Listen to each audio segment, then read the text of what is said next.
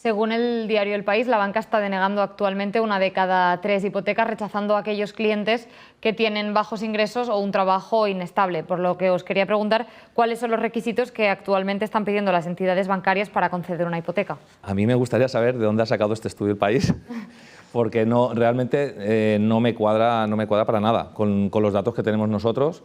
Tenemos bastantes testigos como para señalar que no es así. Es decir, sí que es cierto, como he comentado antes, que hay un sector de la población con las rentas altas porque no pueden acceder, porque su capacidad de endeudamiento no le permite adquirir una vivienda, o sea, poder tener ese préstamo hipotecario, pero al margen de que los tipos de interés se hayan encarecido, los criterios bancarios y los criterios de riesgo siguen siendo exactamente los mismos que los de hace 1 o 2 años.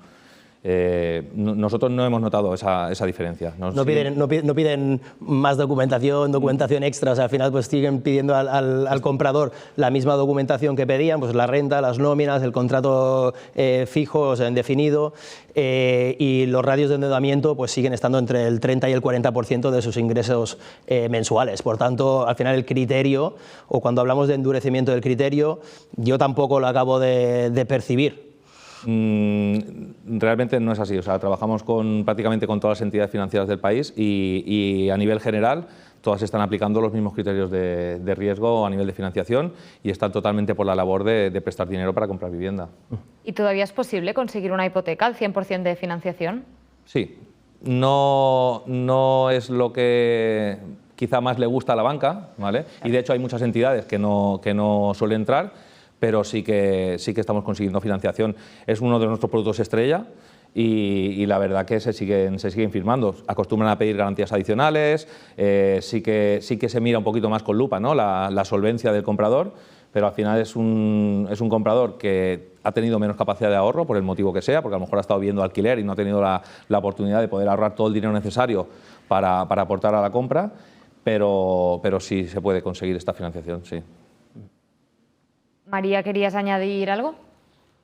Bueno, lo que ya prácticamente lo han explicado también, que poco puedo añadir, ¿no? Esa solvencia económica, esa estabilidad laboral siguen siendo los pilares fundamentales donde se están basando los bancos y, evidentemente, como la entidad financiera es la que decide al final si le concede el préstamo o no, esa información del país podría ir por ahí, ¿no?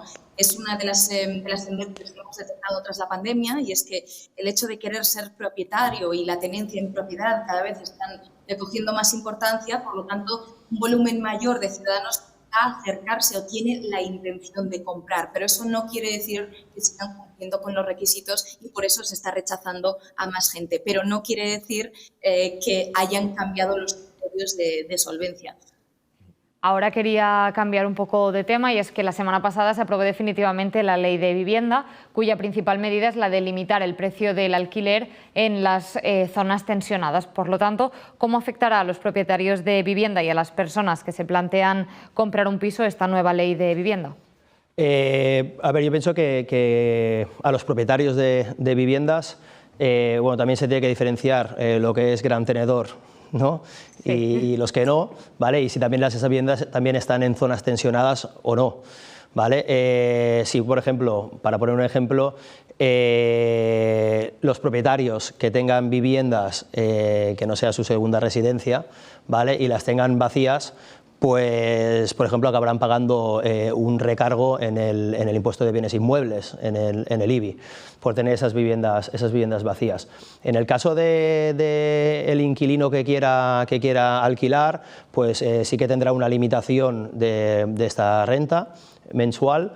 Y también se establecen otros criterios que no son el IPC, ¿vale? que es el incremento, ¿vale? Anualmente de un máximo de contratos que se firmen a partir del año 2023 del 2% y a partir del 2024 del 3%. Es decir, aunque la inflación o el IPC suba un 7, un 6 o un 8, ¿vale? Estos incrementos en los contratos de alquileres no podrán sobrepasar el 2% en 2023 y el 3% en 2024. ¿Vale? Otra de las medidas que tampoco gusta quizá a algunos propietarios, no sé si quería Roberto añadir algo. Sí, yo quería añadir que todo esto me parece fabuloso, y seguramente muy necesario, pero quizás se han olvidado de incentivar también al propietario que ha comprado una vivienda para obtener una rentabilidad, de incentivarlo a que lo siga haciendo. Y quizá esto puede provocar una fuga de este tipo de inversores que se decidan por vender la vivienda, y que todavía eso haga que se reduzca más el stock de viviendas que tenemos de alquiler en nuestro país, que por cierto es prácticamente el 90% o más del 90% del parque de viviendas de alquiler pertenecen a particulares.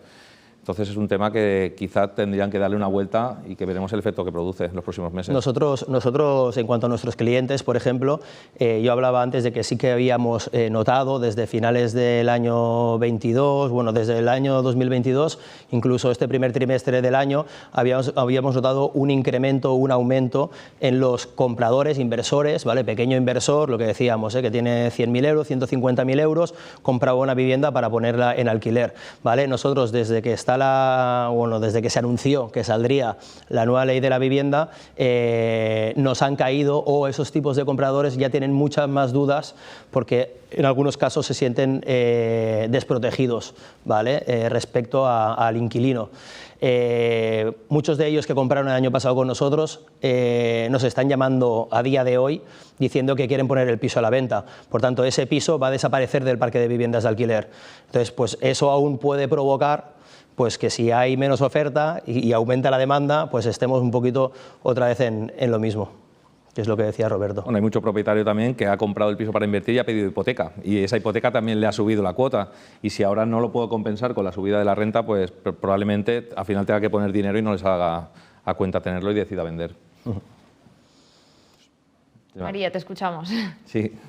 Sí, bueno, yo creo que ahora el impacto de la ley de vivienda queda bastante en entredicho tras las elecciones y ver las formaciones de gobierno en las distintas autonomías. De hecho, parece ser que las únicas que quedan abiertas a la probable aplicación de la ley son Cataluña, Asturias, Castilla-La Mancha y Extremadura. Es decir, son muy poquitas, y aún encima la mayoría de ellas, como Castilla-La Mancha o Extremadura o incluso Asturias, no se dan las condiciones para que se aplique una limitación de los precios, porque no tienen tensionadas, exactamente. Exacto. Entonces, ahí sí que va a haber un gran desequilibrio. Veremos cómo impacta en Cataluña, si al final tiene efecto, ¿no? Lo que está teniendo efecto es evidentemente esa limitación de subida de los nuevos contratos, como bien comentaban, pero a partir de ahora pues veremos si esa limitación, que va a ser la única medida que esté en vigor, esa limitación del 2% en este año, del 3%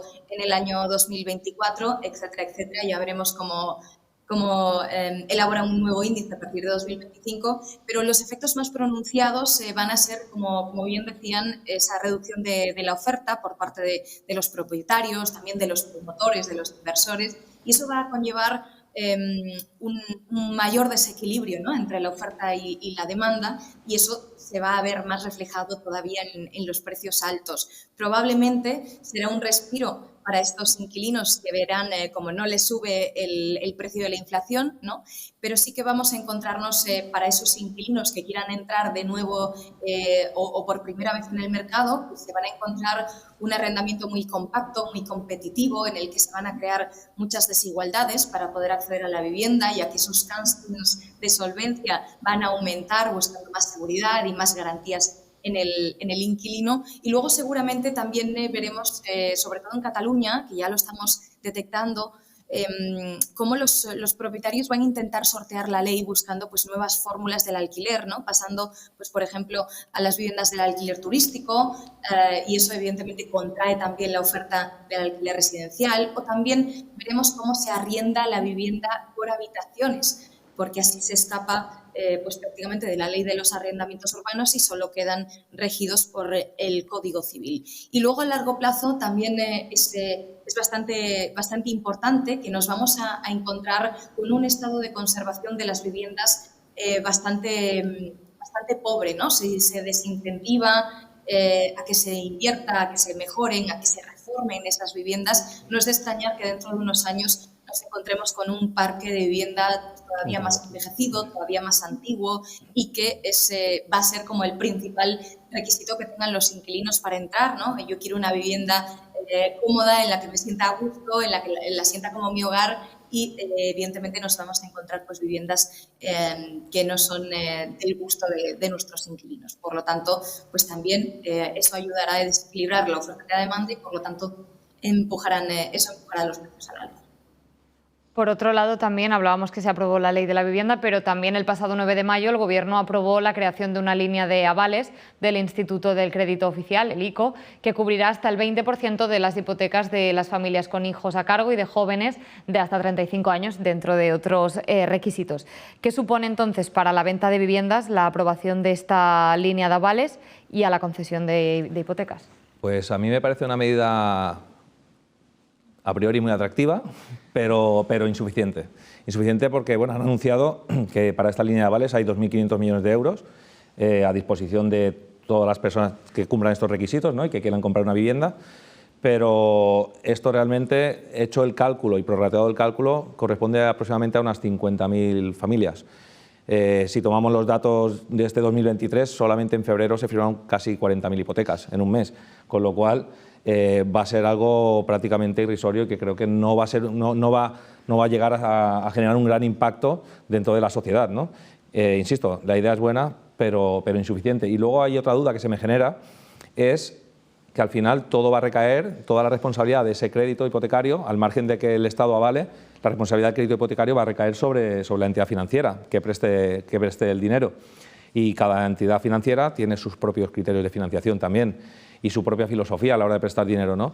Y en muchos casos las entidades financieras, o al menos hasta el día de hoy, a no ser que peguen un giro, que en algunas concretamente me extrañaría, tienen muy claro que cuando alguien aporta un dinero no quiere que venga ni prestado ni avalado por un tercero, ¿no? Quiere que provenga de un ahorro propio, porque eso también hace una especie de radiografía del perfil económico del comprador, con lo cual eso me suscita pues, dudas de qué va a pasar con esta campaña de avales, que insisto, está hecho quizá con muy buena intención, pero me resulta insuficiente y me genera dudas.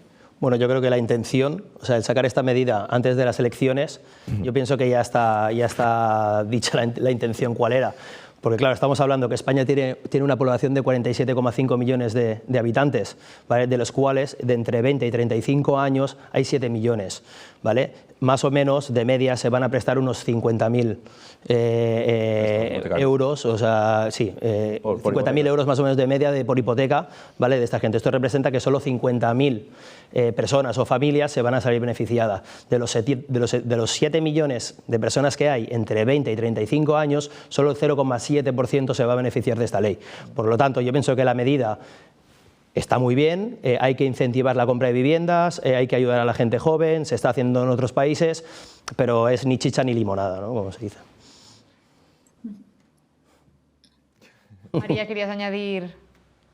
Pues sí, nosotros valoramos también como positiva la medida, sobre todo porque facilitar el acceso a la compra de la vivienda de los jóvenes en un momento tan delicado, ¿no? En el que la interacción de los jóvenes en el mercado ha descendido en 10 puntos porcentuales, pues creemos que siempre es como un halo de esperanza que merecen. De hecho, la mayoría de nuestros jóvenes, el 70%, nos dicen que quieren convertirse en propietarios, pero que al no poder, a causa de su inestabilidad laboral, esa temporalidad, esa fragilidad que tienen en sus trabajos y de su situación económica, pues se ven obligados a vivir de alquiler. Y por lo tanto, creemos que es una medida positiva. Además, que creemos que el hecho de incentivar la compra de vivienda, creemos que genera riqueza en nuestro país. De hecho, es que está comprobado que los propietarios en España tienen un patrimonio 33 veces mayor que el de los alquilados al tener una vivienda. Por eso,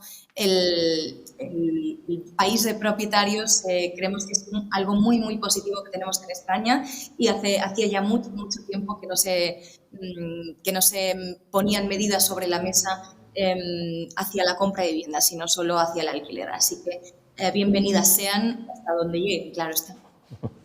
Quería pasar ahora al último bloque de este debate, y es que según el INE, las compraventas de viviendas inscritas en el registro de la propiedad en el mes de marzo de 2023 han disminuido un 5,7% respecto al mismo mes del año anterior. Por parte del sector, os quería preguntar qué acciones están llevando a cabo para incentivar el número de compras y la firma de hipotecas, que estábamos hablando ahora, ¿no?, de esta necesidad o de los beneficios de incentivar la compra. Bueno, yo creo que por un lado la intención del Gobierno ha sido sacar esta medida, ¿no?, para avalar al comprador. Quizá tenía que dar un paso más allá y replantearse pues, medidas fiscales, descuentos fiscales a la hora de la compra y alguna otra medida que pudiera ayudar también, tanto no solamente a los jóvenes, sino a las familias con hijos e incluso a rentas bajas, a que pudieran acceder al crédito para poder comprar la vivienda. Y seguramente todo esto desatascaría esta situación de mercado que vivimos actualmente. Sí, yo opino como Roberto. Al final, la primera piedra, pues yo pienso que ya la ha puesto el Gobierno con esos 2.500 millones de euros para ayudar a los más jóvenes, para incentivar la compra de viviendas.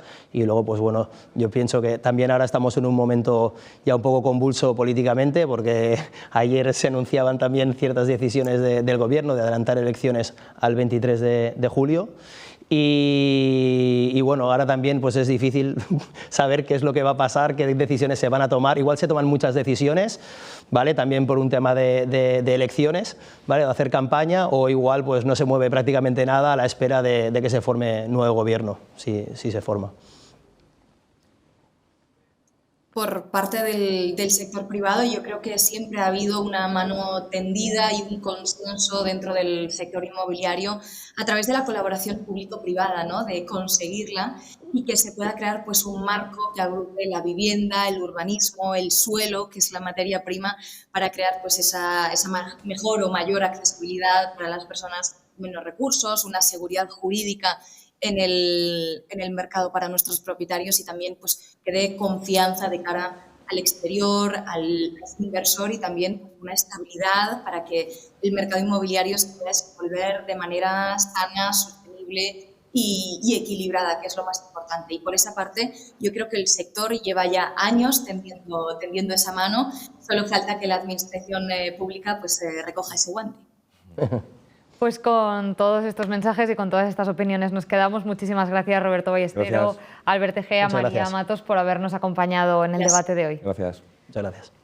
I fins aquí el programa d'avui. Avui també ens hem d'acomiadar del programa perquè avui és l'última emissió d'aquesta temporada de Parlant amb Crèdit. Així que amb totes aquestes informacions esperem que hagi servit de molt tots els debats, totes les informacions, tots els experts que han passat per aquest programa i moltes gràcies també a vostès per haver estat a l'altre costat de la pantalla amb nosaltres cada setmana.